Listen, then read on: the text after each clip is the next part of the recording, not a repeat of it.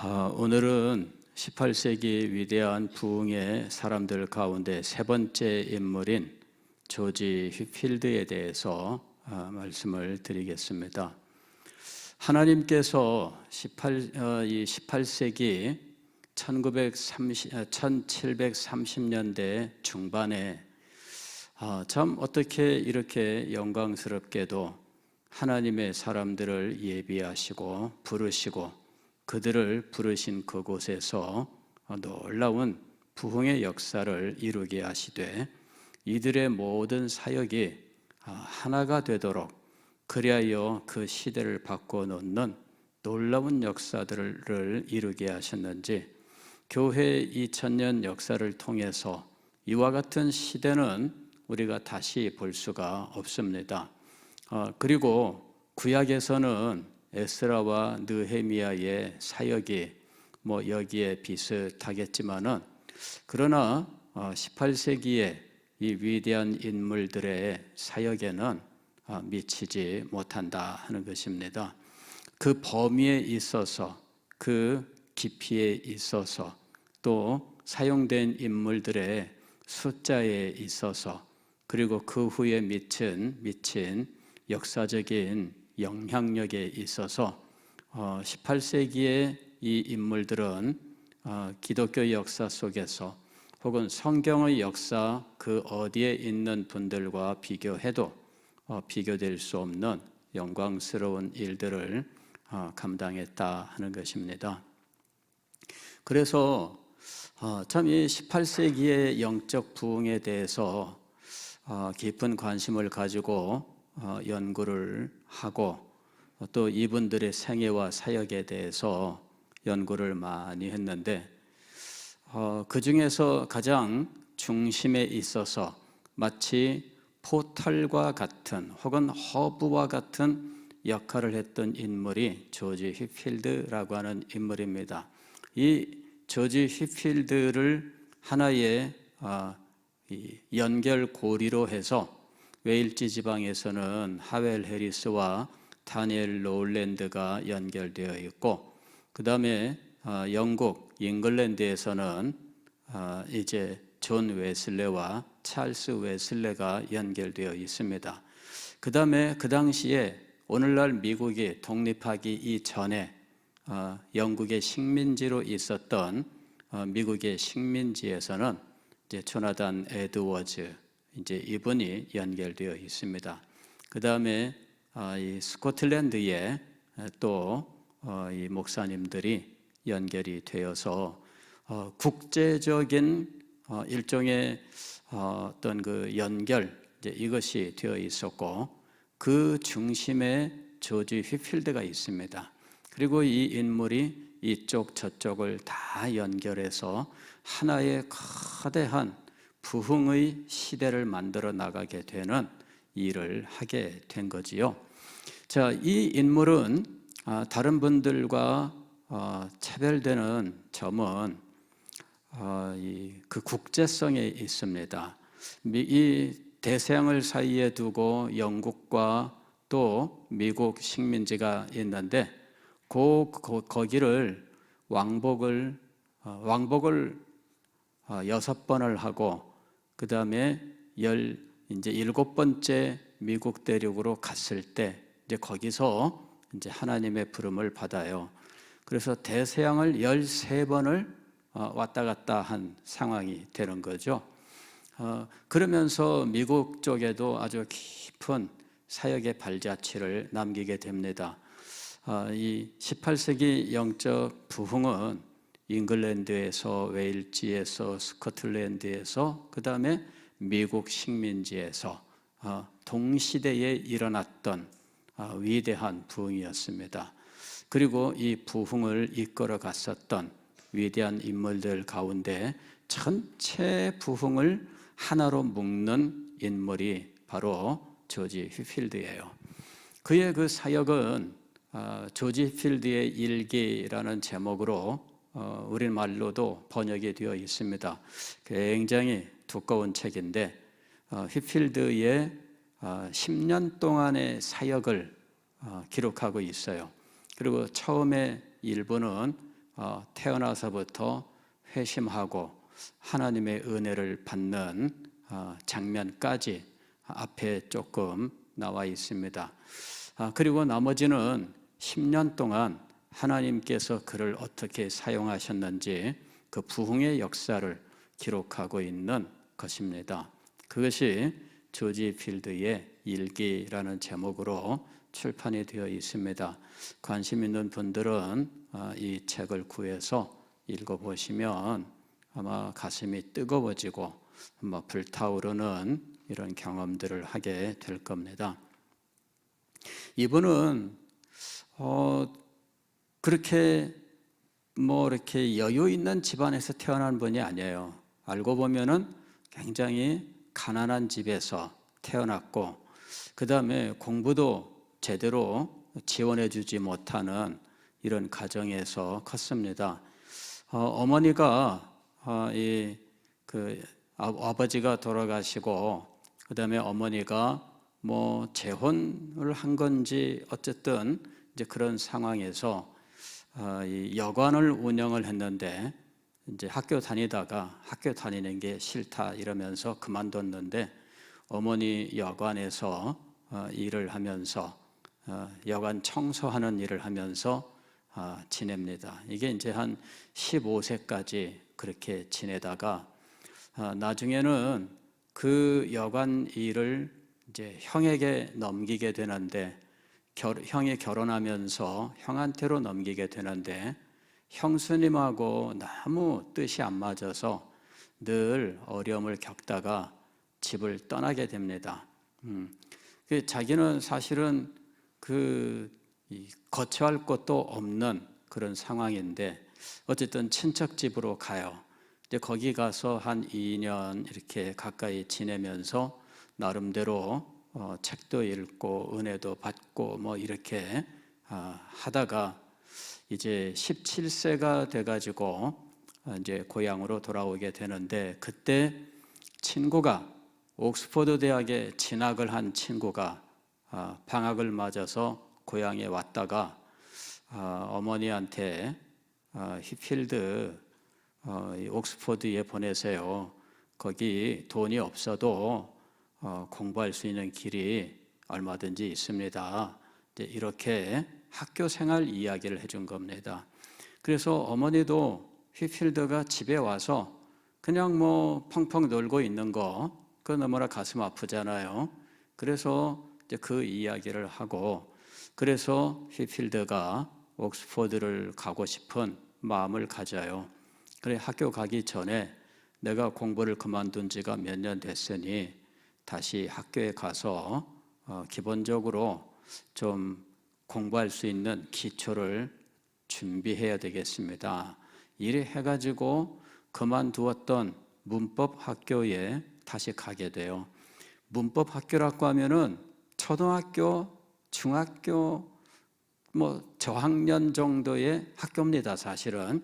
근데 공부를 중단했기 때문에 거기 가서 이제 옥스퍼드 가려고 하는데요. 그러니까 그러려면은 공부를 좀 해야 되는데 해가지고 학교 측에서 배려를 해줘서 대학에 진학할 수 있을 만큼의 학력을 만들자.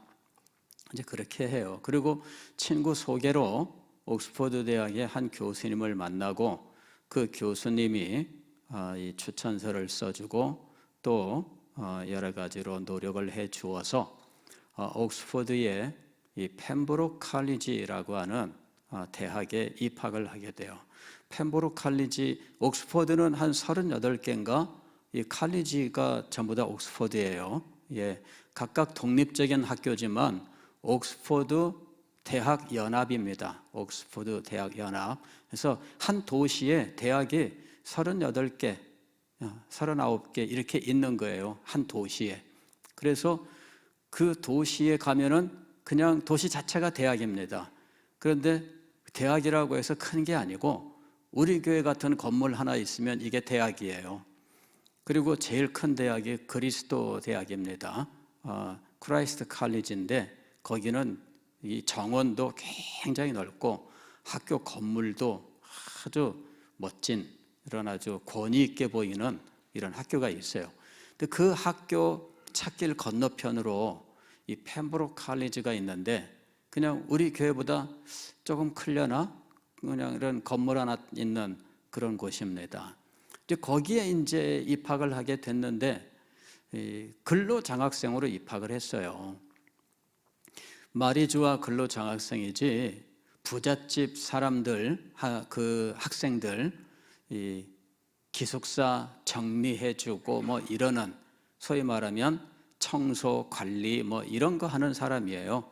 그리고 자기는 정말 우리 요 옥탑방 같은 그런 그 구석 방 하나 그냥 이렇게 있으면서 이제 학교 공부는 그걸로 장학생으로 이란 이름으로 공부하는 이런 상황입니다. 그러니까 뭐 먹는 것인들 제대로 먹겠으며 입는 것인들 제대로 입겠으며 책인들 제대로 살 수 있을까요? 자기가 사고 싶은 책들이 있는데 이 책을 사지 못합니다. 누가 있다 그러면은 빌려다가 보고 뭐 이러면서 사고 싶은 책이 있었지만 사지 못하고 이러한 결핍 가운데 있었어요. 그러나 대학에 들어갈 때 그는 마음속에 소망이 있었습니다. 대학에 가게 되면 유명한 인물들이 있었는데 그 사람들이 존 웨슬레, 찰스 웨슬레를 중심으로 하는 모임이었어요. 이 사람들이 메소디스트라고 하는 이런 별명으로 불리고 있었는데 이 사람들은 신앙으로 똘똘 뭉쳐있는 사람들, 그래서 자기를 연단시키고 구제하고 기도 금식하고 그러면서 정기적으로 성찬에 참여하고 이러는 그 시대에 볼 수 없는 특별한 사람들의 모임이 있었던 겁니다. 그 시대의 사회적으로는 신앙이라고 하는 것은 그냥 형식적으로 남아있는 상태였어요. 교회에 나오면 나오고 말면 말고 뭐 교회 나오면은 그냥 뭐 1년에 뭐 몇 차례 절기 때 나오고 뭐 이러는 정도의 분위기가 있고 목사님들의 설교는 형식주의에 빠져 있고 그 다음에 그냥 교회의 모든 일들은 하나의 어떤 절차처럼 되어 있는 이런 시대입니다. 그런 시대에 하나님 앞에 나아가기를 원하는 이런 경건을 연습하고 실행하는 이런 신앙 모임이 있었던 거예요.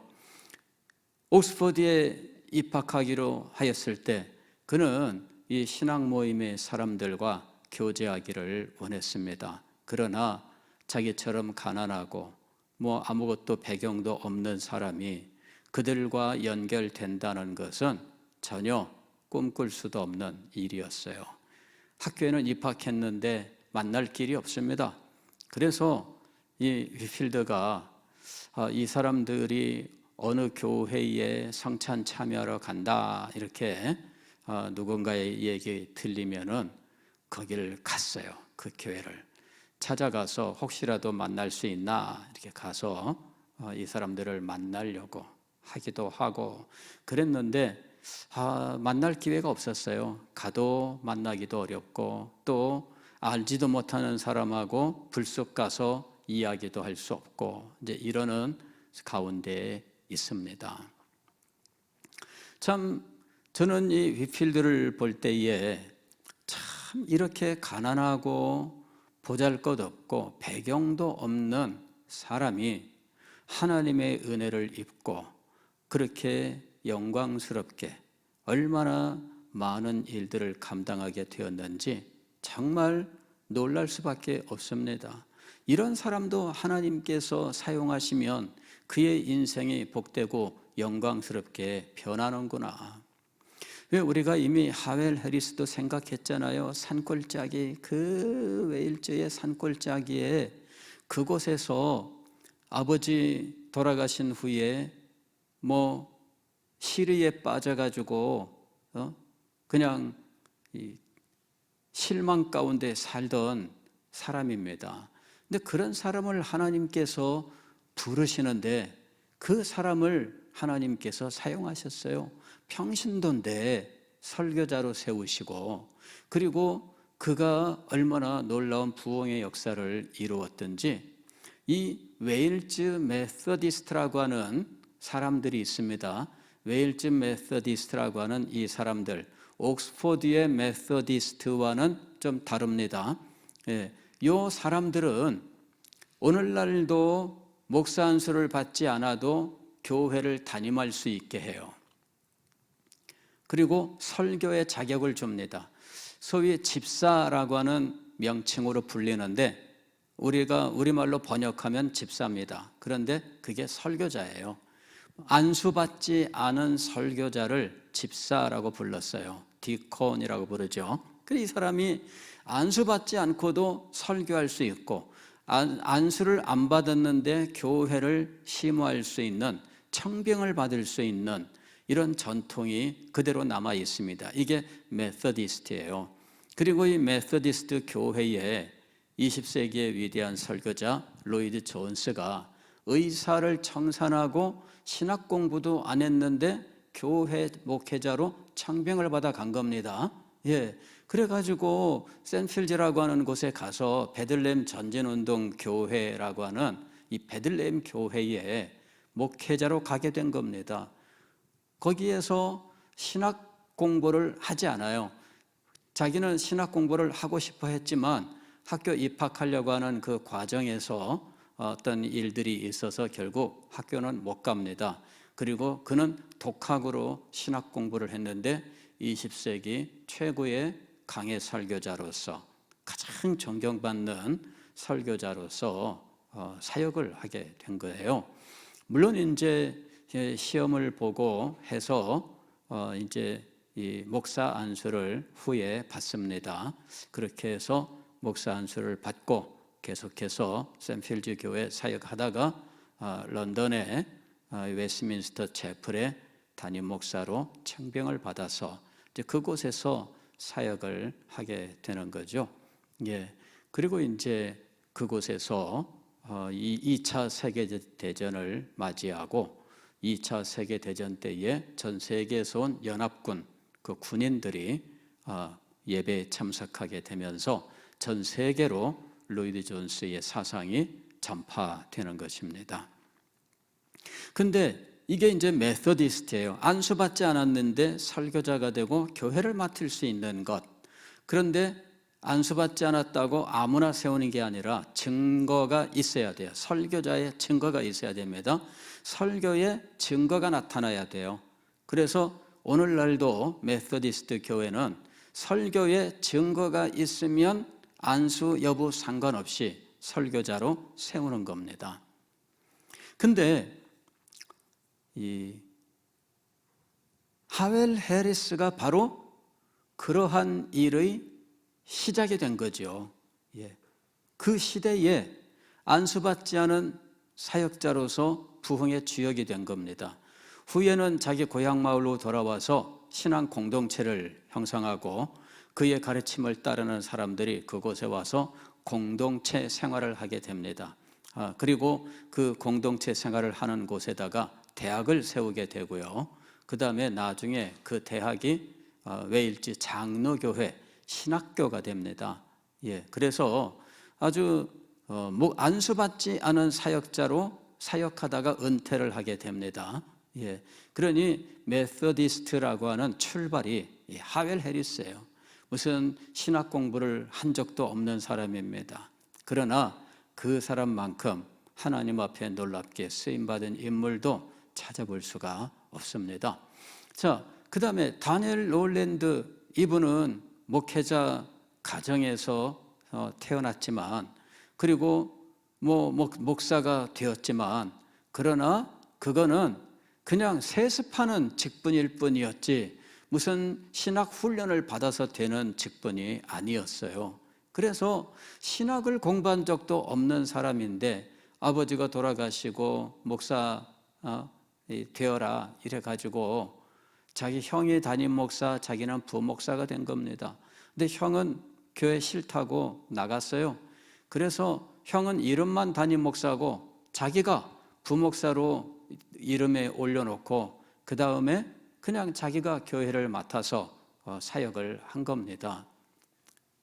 그러니 여러분 생각해봐도 그 시대가 얼마나 혼란한 시대였을지 짐작이 되잖아요. 그런데 하나님은 그런 속에서도 사람을 불러 사용하셨다 하는 것입니다. 그리고 그분들이 사역하던 것은 시골이에요.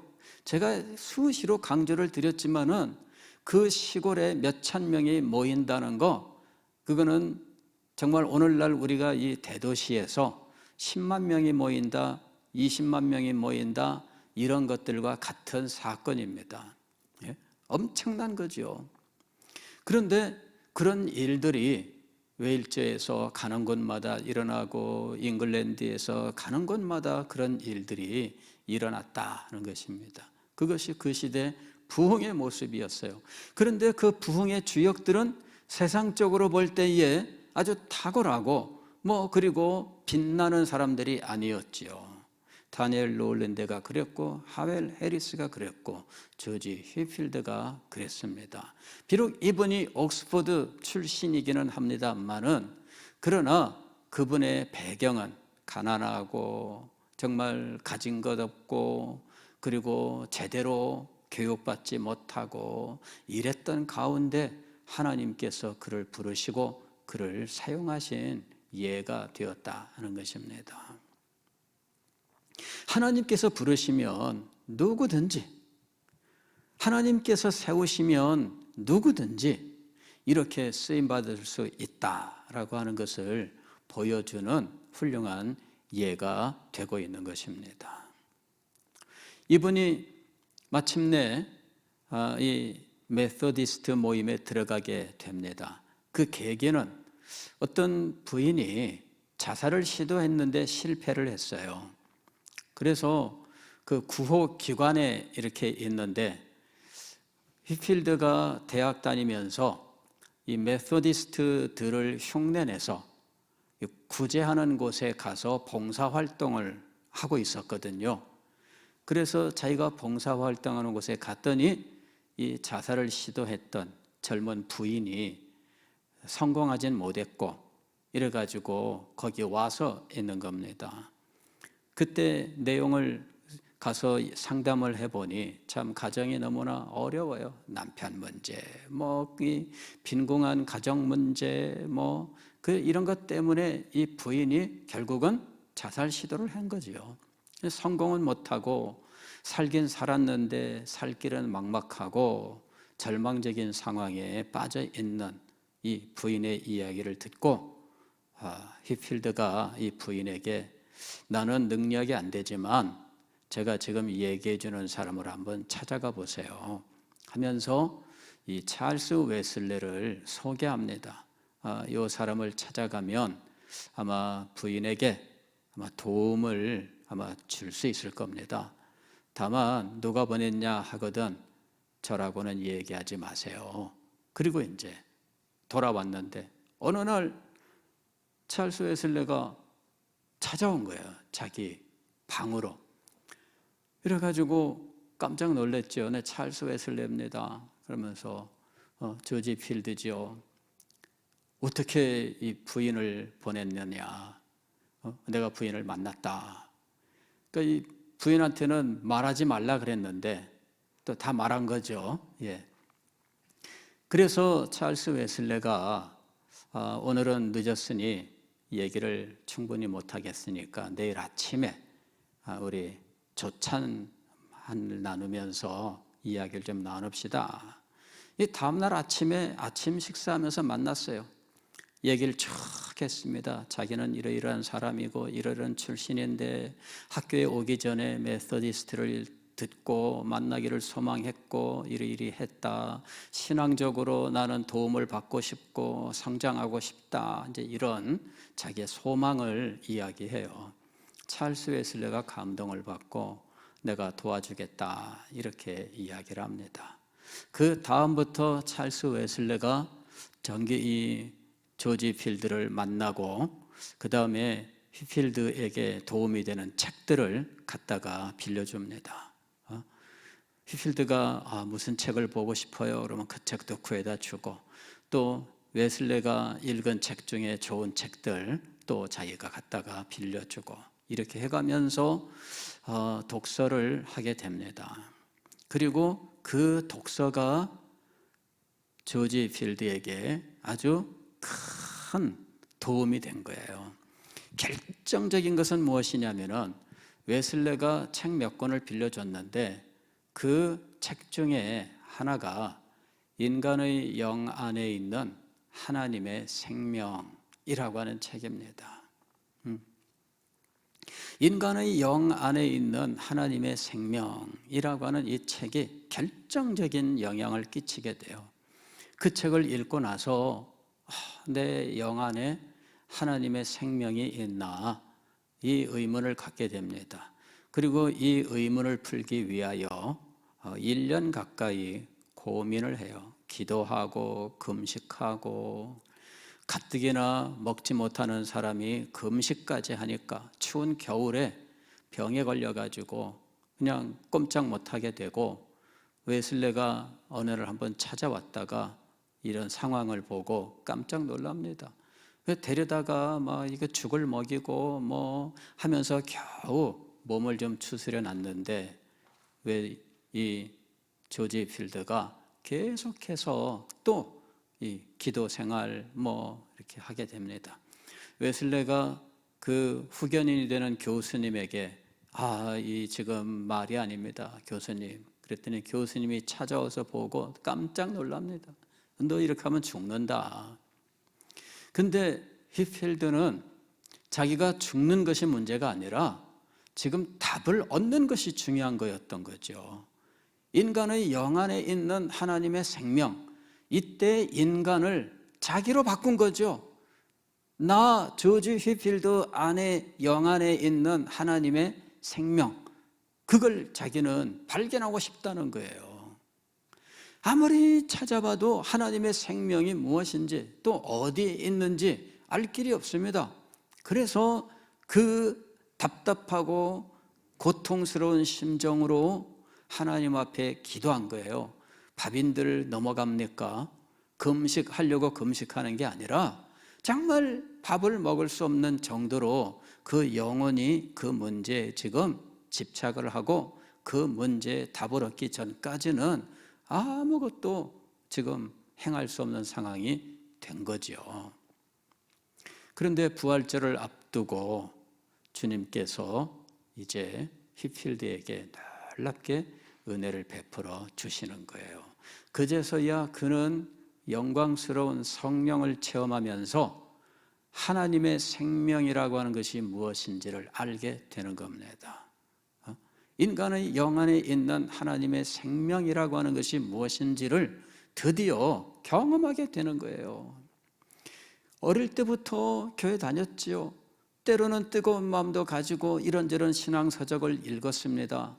물론 끝까지 못 가고 좌절하고 나쁜 친구들 꼬임에 빠져 넘어가기도 하고 그랬었지만, 그러나 그는 근본적으로 정말 제대로 하나님을 섬기고 싶은 마음을 가지고 옥스퍼드 대학에 입학해서는 그 길을 가기 위해서 치열하게 노력을 한 사람입니다.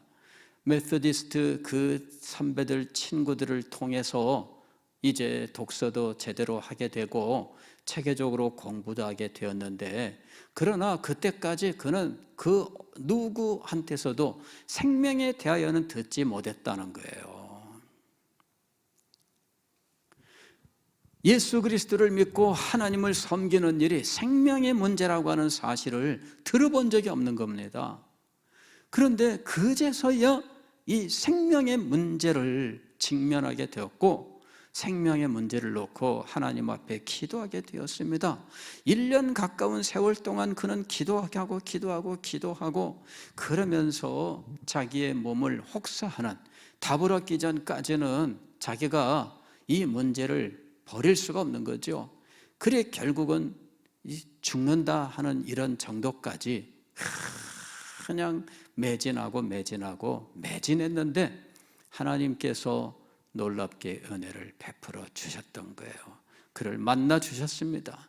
그래서 그가 비로소 눈이 열려서 하나님의 생명이 어떻게 주어지는지를 알게 된 겁니다. 영광스러운 빛을 발견하게 되었고, 내 속에 하나님의 생명이 주어졌다라고 하는 사실을 비로소 자신 있게 말할 수 있게 된 거예요. 그래서 그 후에 그가 말씀을 전할 때 처음 말씀을 전하며 다녔던 것이 바로 중생의 메시지입니다. 중생의 메시지. 즉, 예수 그리스도를 믿는다는 것은 교회 나가는 것도 아니고 구제하는 것도 아니고 그리스도인 집안에서 태어나는 것도 아니고 그 국가의 백성이 되는 것도 아니다. 이거는 인간의 영 안에 있는 하나님의 생명이라고 하는 이 책에 처음부터 등장하는 말이에요. 스코틀랜드의 천재 철학자인 헨리스 쿠걸이 자기 친구한테 보낸 편지가 이 책입니다. 그런데 이 분이 29살에 하나님의 부름을 받아요. 그리고 그가 죽은 후에 친구가 자기한테 보낸 이 편지를 공개했는데 이게 책으로 나온 거거든요. 그런데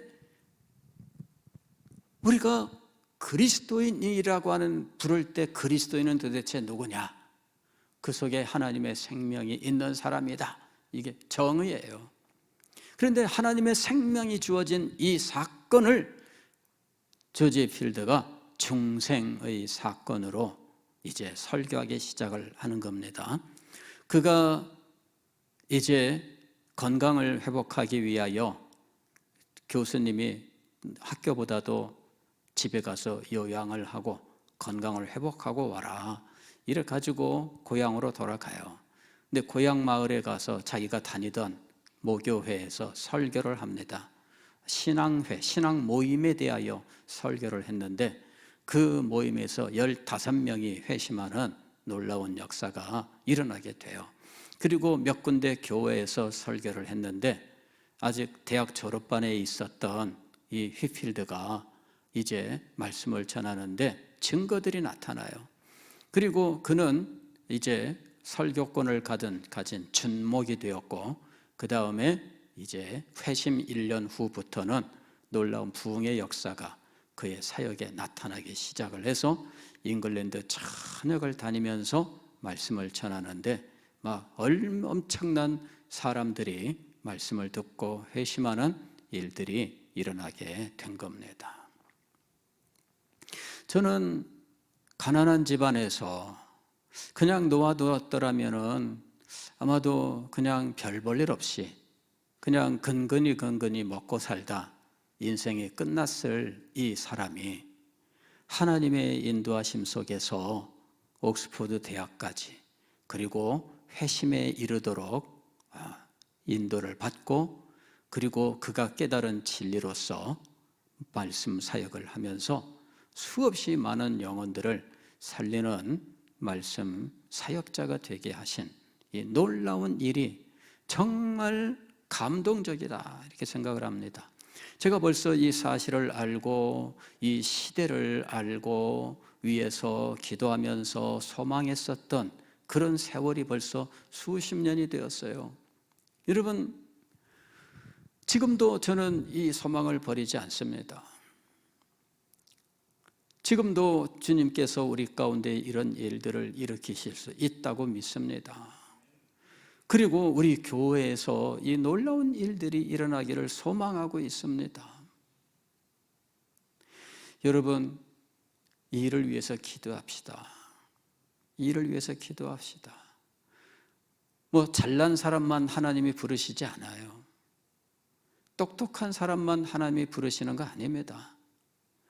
휘필드의 경우에는 비록 자기가 의지를 가지고 끝까지 나아가지는 못했지만, 그러나 하나님을 소망하고 다시 쓰러지다가 또 일어나서 또 책을 읽고 노력하다가 쓰러지고 이러는 모습들을 보여줘요.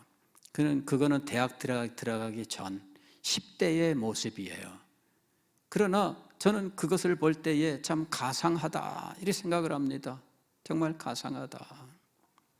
저는 우리 교회의 중고등부, 유초등부, 또 유치, 유아부 청년들을 보면서 우리 이 다음 세대가 정말 이런 소망을 가지고 정말 노력하는 사람들이 되기를 원해요.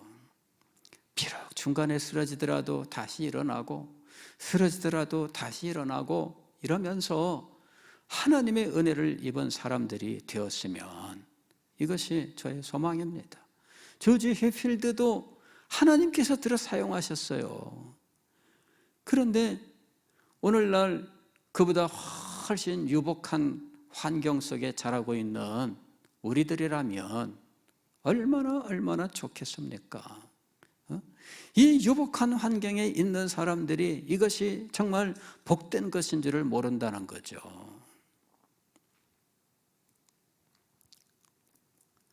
오늘 우리는 우리 시대에 하나님께서 이 하나님의 사람들을 세우시기를 소망하며 기도해야 되겠습니다. 그리고 우리 교회에서 이런 사람들이 나왔으면 좋겠어요.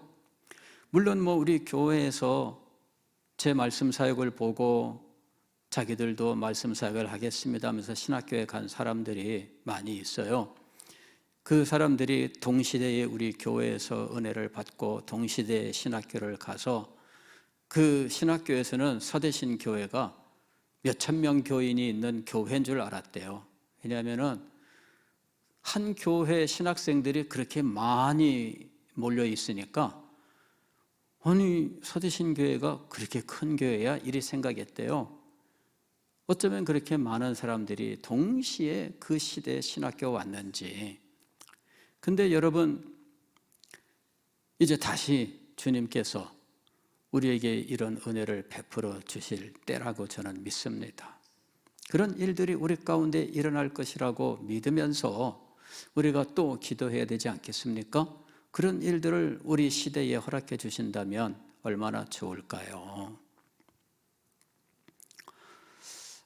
제가 이제 신학교를 졸업을 하고 몇 년 지난 후에 우리 그 신학교 동기 목사님들이 같은 반에서 공부한 목사님들이 비슷한 시기에 비슷한 이 리바이벌, 부흥이라고 하는 이 체험과 소망을 가지고 있다라는 사실들을 서로들 알게 되었습니다. 그래서 우리가 이 사상을 가지고 소망을 가졌으니 우리가 공부도 하고 기도도 합시다 해가지고 스터디 모임을 구성을 해가지고 스터디 모임을 해서 공부를 했어요. 이제 그때 이제 모인 사람들이 지금까지 이제 28년 동안 모임을 진행을 했습니다. 그 사이에 어떤 사람들은 아주 유명한 목사님도 되고 그 사이에 어떤 사람들은 큰 교회 목회자도 되고 이런 놀라운 일들이 일어나게 되었습니다. 그 중에 이제 저는 부산에 혼자 지방에 있으면서 기성교회에서 정말 이 기성교회를 정말 메시지로 세우려고 하는 이런 노력을 기울이면서 오늘까지 온 거예요. 하나님께서 은혜를 주셔서 한때는 젊은이들이 많이 모여들어서 전 교인의 30% 이상이 청년들로 이루어지는 이런 모습도 보여주었었지만, 그러나 지금은 이 시대의 흐름 속에 고은 노령층이 많고 젊은 연령층이 적은 이런 전형적인 현대 이 교회 모습으로 지금 변하고 있다라고 하는 것이죠. 그러나 소망을 버릴 수가 없습니다. 그리고 이 소망은 덧없는 소망이 아니라 하나님께서 얼마든지 축복하시면 이루어지는 소망이라고 믿습니다. 여러분, 소망을 가지고 기도합시다. 우리 가운데 하나님께서 축복하시면 놀라운 부흥이 일어날 것이고 이 부흥의 사람으로 우리들을 사용하실 것입니다.